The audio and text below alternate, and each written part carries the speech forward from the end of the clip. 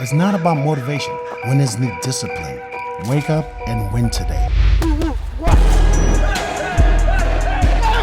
Discipline comes from within. Boxing King Media in association with BOXRAW. The knowledge, Spencer Fearon, a mad 24 hours in the boxing world. I'm sure you've seen this over and over again. It's becoming the norm now. Uh, We in the it go on, it sorry. certainly is becoming the norm. We in the UK woke up to news of Ryan Garcia failing two drugs tests the day before the fight, Ostarine, and on the day of the fight, a nandrolone metabolite. I hope I said that right. Bit odd, bit strange. So just tell me when you find out and your initial thoughts on the whole situation.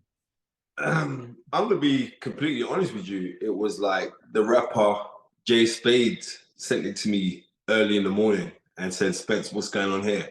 So I put it up on my Insta, and we got a lot of debate.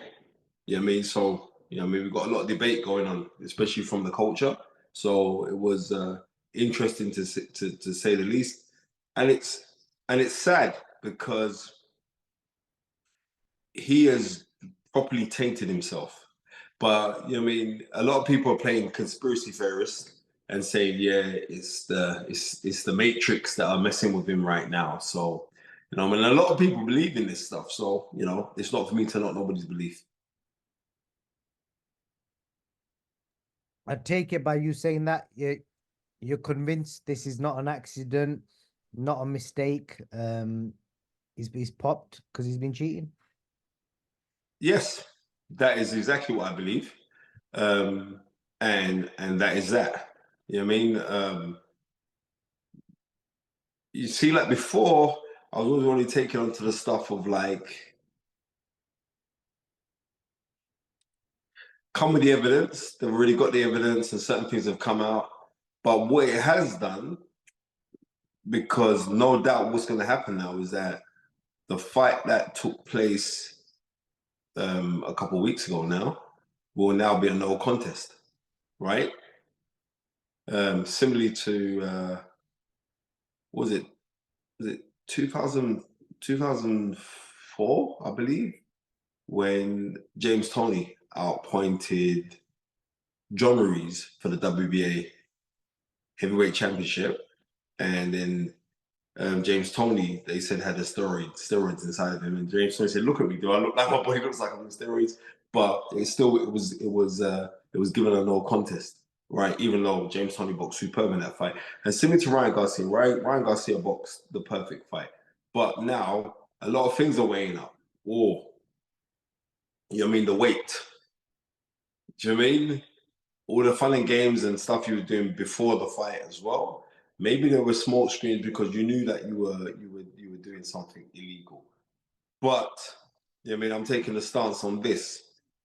In professional boxing, if you have been categorically found to have an illegal substance in your body, they found 3 substances in him, right? Two substances, right? So they found substances in him. One's Ostarine, which is the one that Amir Khan popped. Yeah. The other one's But with Austrian, it's kind of a weird thing. Like you can shake someone's hand and get it. You know that? I've been told that, yeah. Yeah, right? People Right. find it crazy, but it's true apparently. So we'd have to also find out what quantity was found in him. It's right finding the substance, cool, but what quantity of the substance was found in him, right?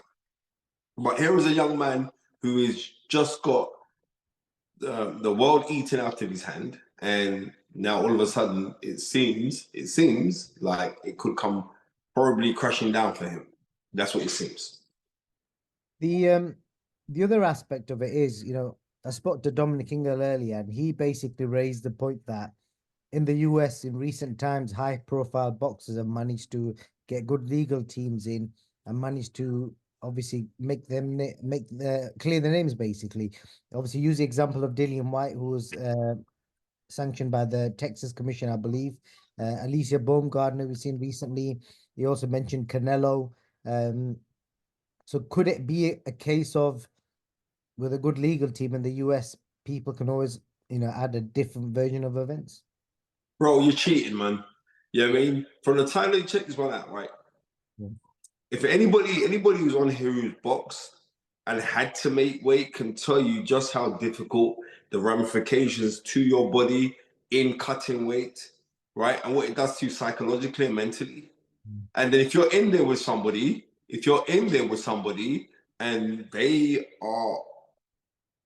saying, well, to hell with it, and they know your opponent's killing themselves to make weight, it makes a massive difference. I'm telling you this now, it does. It makes a massive difference. But then one second, what you did? Where's mommy coming? No, mommy's not here, Baba. Come on, it's bedtime. Come on. Good night. Give me a kiss. We love you. Bye. These kids. And they always do it. They always know when you're on. They know it's Boxing King Media. We've got to come and say something. They're meant to be in their bed, but it is what it is. Right? So yeah, that's what I'm saying. When you know that the ramifications of you cutting weight and everything else, and someone totally opted, to hell with it. Right?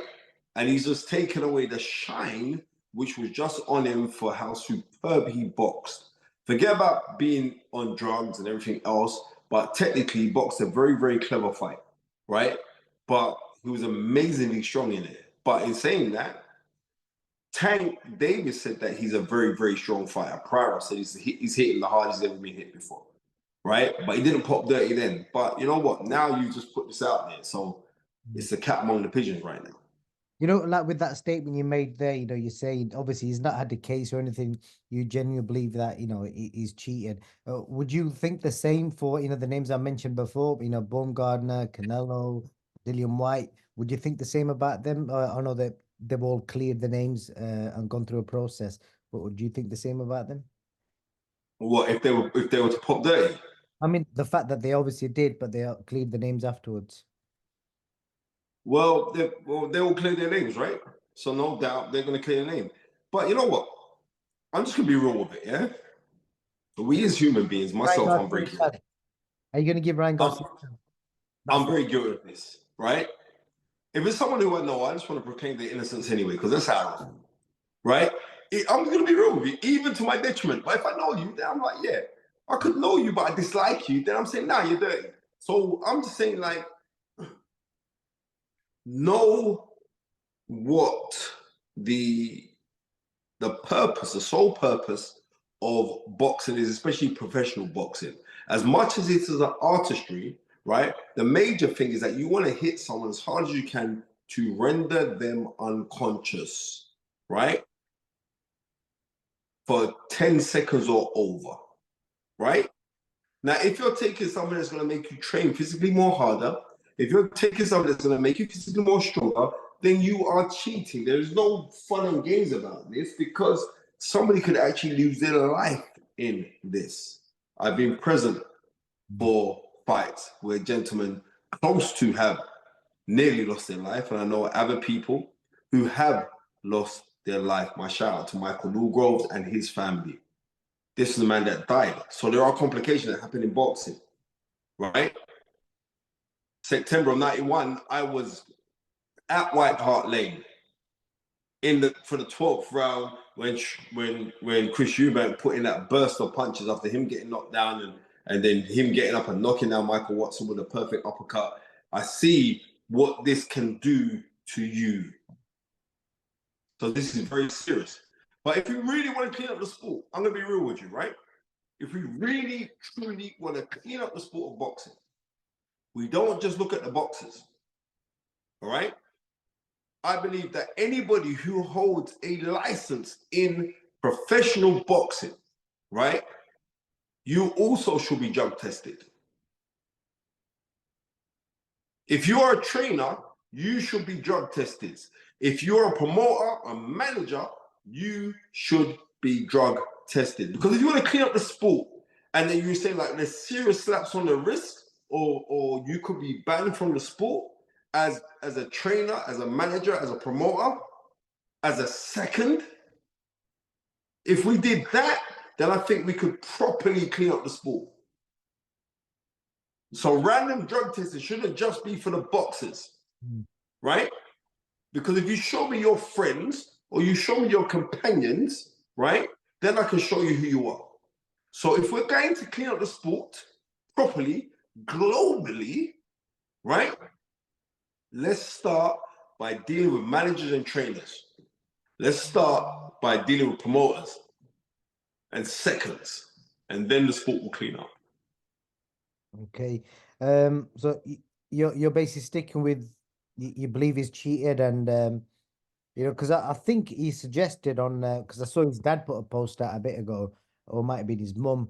They gave the dates of all the times that he was clean, and then obviously the day before and the day after. And I was speaking to Dom about this earlier. I just can't understand why somebody who's openly messing about, like allegedly messing about with weed and stuff in the build up to the fight, he was getting regularly tested. And I think 4 or 5 times he got tested in the last month. Why would he pop the day before and the day after? I just don't add up. What I'm saying is this: maybe sometimes it could be that of the analogy of the boy that cried wolf, right? Maybe that is the case. I would hope that he's actually innocent, right? I'm gonna be real with you, right? So I don't write, yeah, you pop dirty, yeah, you're a cheat. But he did post something saying like my bad and put up some bottles, right? You saw that, right? So that's he's admitting that he took something that maybe he didn't knowingly know that it had these substances in it, right? Regardless that you didn't knowingly know, you're still cheated. What do you Do you know make? what I mean? You know, Gervonta Davis has been, it's mad that he's obviously took Ryan's side. And you know, if I just kind of sum up him and Eddie as we are speaking right now, are having a back and forward with each other on Twitter. But the short version of it is Gervonta Davis is basically accusing Eddie Hearn of stitching up Ryan Garcia, saying that he's behind it all, and obviously Eddie's giving him some back. So at the minute there, Gervonta. Listen to me. Eddie Hearn is very powerful in boxing, yeah? Eddie Hearn is not that powerful. When it comes to stitching up people, no. Eddie Hearn is powerful. Not turn around and say he's not, because he is, right? But he's not that powerful to try and stitch up or contaminate somebody's drugs test. He's not that powerful. I have a feeling there's going to be some lawsuits flying about because Gervonta's been quite clear cut with what he's saying. It seems like a really strong allegation as well. Gervonta Davis has to sell a fight. He's got a fight with Frank Martin. That ain't no easy fight neither. He's got to sell that fight. Gervonta Davis has been actively busy on everything right now. So it doesn't surprise me that Gervonta Davis is coming at Eddie Hearn. It doesn't surprise me. But do I believe that on those allegations there? I don't believe that at all. You know what I mean? And I speak openly. You know what I mean? I speak, especially when it comes to Eddie Hearn. And I don't believe that Eddie Hearn is that malicious of a human being or that filthy or dirty a human being to do that, even though he's under the guise as a promoter. But no, I don't believe that he would do something like that. Okay. I'll move on to Ryan Garcia's trainer. I just want to get your opinion on this, Spencer. We've seen recently that he's filed a lawsuit against Errol Spence, saying that he's not been getting the 10% of the actual whole money Errol's been getting. Errol's been lying to him about figures. Say, for example, he's been getting paid 10 million, but on paper it looks like he's got 1 million. So Derek's been getting paid less, and he's now found out since over the last few fights the real figure he wasn't made aware of, and he's allegedly owed 5 million. So what I want to ask you, Spence, is should trainers be getting 10% all the way through from the days where the fighters are getting £1,000 to millions? No, no, and I'm explaining to you why. As much as I have many friends who are trainers, as much as I have many friends who are in the game who are professional boxers as well, I think it's you get not your worth, but you get what you negotiate. Right? Now, if somebody doesn't see your value in paying you 10%, but you're saying, well, should trainers get paid 10% all the way through? Right? In the UK, trainers do get 10%. But if you But get that then fight from day one, from the amateurs to the pros, all the way through the career. It depends on the individual. And that's what I'm saying to you. It depends on the individual and the relationship you have with the fighter. Now, if someone's getting paid, you know what? I'll tell you famously, like Sugar Ray Leonard, one of the greatest to ever do it, right, was on paper managed by Angelo Dundee, the famous trainer, right? So right throughout so Ray Leonard turns pro in 76. So all the way up to 76 to 1987, that's 11 years, right? Angelo Dundee worked as Sugar Ray Leonard's manager trainer, right? But really and truly, the person that really did most of the nitty-gritty stuff was a man called Mike Trainer, who was actually Sugar Ray Leonard's lawyer, right? I like talking history because that's how it is, and I'm very comfortable speaking that with you. So what happened was Angelo Dundee was offered the 10% to go forward, right? And he opted not to take it. He thought, right, because they said to him, right, well, we can give you $100,000 a year, or we can give you 10%. So he was looking at it the first time, he's thinking, all right, Leonard's first fight against Louis the Bull Vega, Leonard got $40,000 for that. So 10%, and that would have been 4,000, right? So you think about it. Say Leonard in his first professional year had 8 fights. You got to think about it. He's thinking, well, would that money equate to $100,000? No, I would take the $100,000, right? And then in the long run, he got very bitter about it because he thought, well, I should have been getting more. And like they were quick to say, the contract, you signed this contract. So it is due to the negotiations of the trainer and the fighter from the get-go. I think it's with British Border Control from once a fighter earns over £50,000, I think that's stipulation 7.8, I think I'm doing off my head now, right? Then it's negotiable to the percentage of what the trainer gets. So no one, if someone's being with you and say, well, I deserve 10%, I should get 10%. It doesn't work like that. Because fighters are looking at this. If I'm in a big, massive fight, and I'm getting 10 million, for instance, right? Why should I give you £1 million out of it? So it depends on the relationship that you have with your fighter.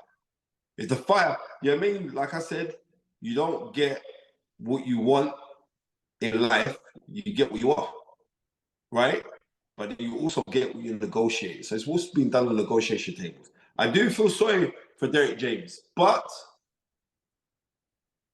Derek James is living life. Derek James he's earned subsequently well out of boxing, and unfortunately, maybe Errol Spence has lied to him about what I was getting from what I shouldn't be getting, or I don't know the situation. I do know that I respect Errol Spence, and I really, really do respect Derek James, and I hope that this can be resolved. But they're in the courtrooms anyway.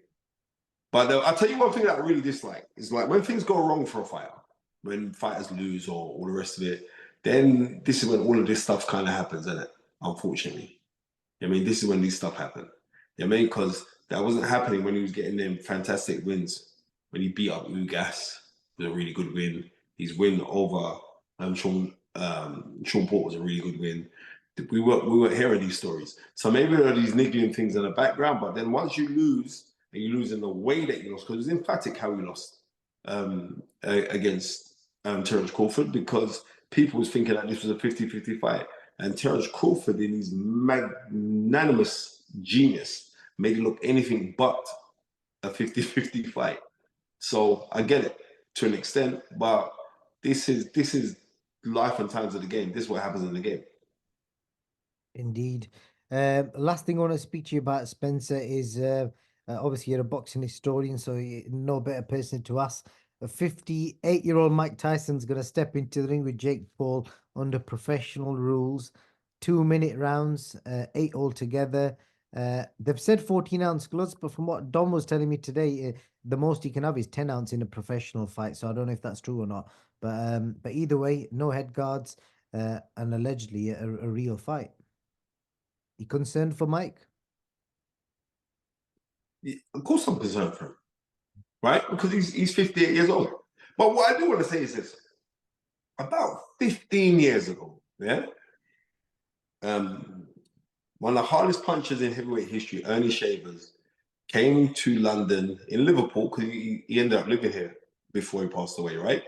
And he came to London, Ernie Shavers, the great eight corners, Muhammad Ali named him, and he boxed an exhibition with a guy called Stuart Livermore. If anything knows about the Livermore people, they nicknamed him Maximus. His dad was the world's strongest man back in the day of Jeff Capes must have been about 79 or early 80s. Anyway, right? I'm deeply going and digressing. But he boxed the exhibition with Ernie Shavers, right?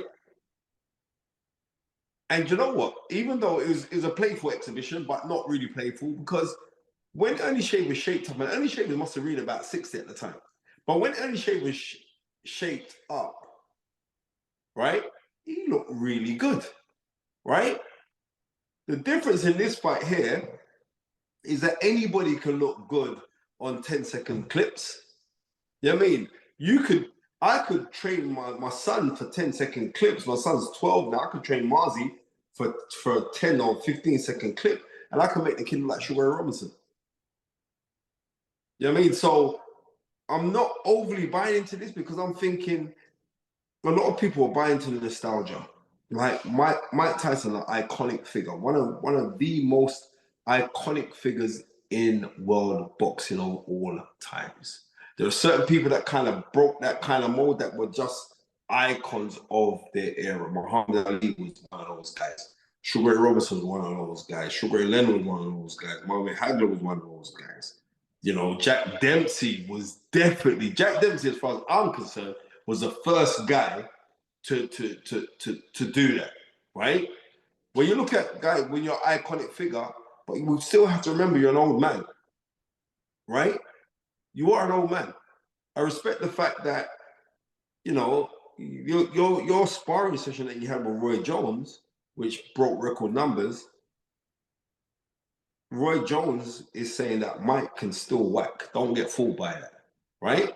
So to tell you the honest truth, Jake Paul or Frankie Paul or Rue Paul or, you know what I mean, Swimming Pool, whatever you want to call him, right?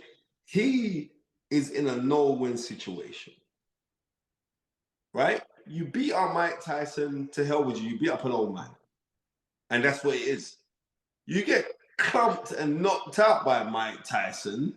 You got clumped and knocked out by an old man. You are in a no-win situation. But the win has to be that this is a prize fight and they are going to make exponentially a bag of money together. That's crazy how much money they're going to make together. But we've got to be realistic. I was ringside the night, what was it, July 2004, when Danny Williams beat Mike Tyson, right? I remember sitting down and watching the fight that he had against Kevin McBride. You got to look at this now.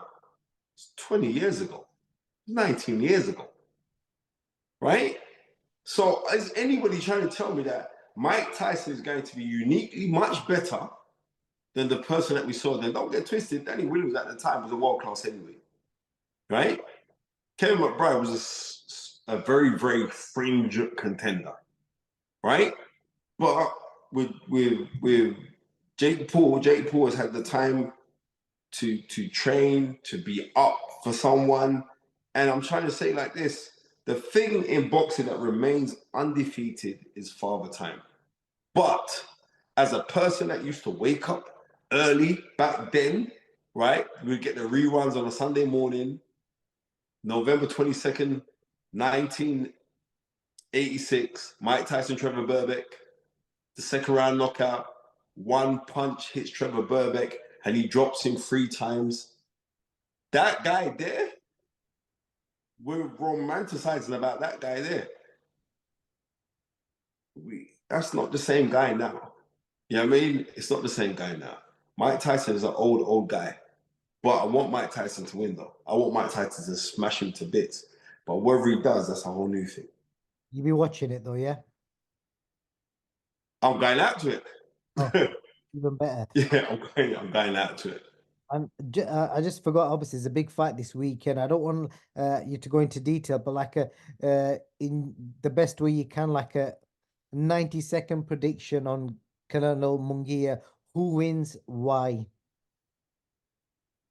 Canelo's gonna win the fight simply because Mexican styles can't beat that Mexican fighter, right?